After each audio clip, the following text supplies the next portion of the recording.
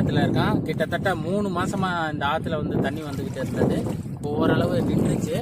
இப்போ பார்த்தீங்கன்னா இதை பார்க்குறதுக்கே ஒரு அருமையான காட்சிகளாக இருக்கு. பாருங்க, நீங்களே பாருங்க, சுற்றி சுற்றி பாருங்க, சூப்பராக இருக்கு. பார்த்தீங்களா? என்ன காரணம்னு கேட்டிங்கன்னா, இந்த பகுதிகளில் வந்து மானாமதுரை டவுன் ஏரியாவோட சிறப்பான ஒரு பகுதி. காரணம் என்னன்னு கேட்டிங்கன்னா, இந்த ஆற்று மண்ணு தாங்க. இந்த மண்ணை வந்து டவுன் ஏரியா அந்த பகுதியில் மாற்ற முடியாது. காரணம் பூரா புல்வெளி ஆயிடுச்சு. மக்கள் மண்ணை அள்ளி பூரா புல்வெளி ஆயிடுச்சு. ஆனால் இந்த மானாமதுரை டவுன் பகுதியில் தண்ணி வந்தீங்கன்னா பாருங்க, எவ்வளோ ஒரு அருமையான காட்சி. விளையாடலாம். இந்த மண்ணை பார்க்குறீங்க, ஒரு சூப்பரான ஒரு இதாக இருக்குது. பாருங்கள் நண்பர்களே, சூப்பராக இருக்குங்களா?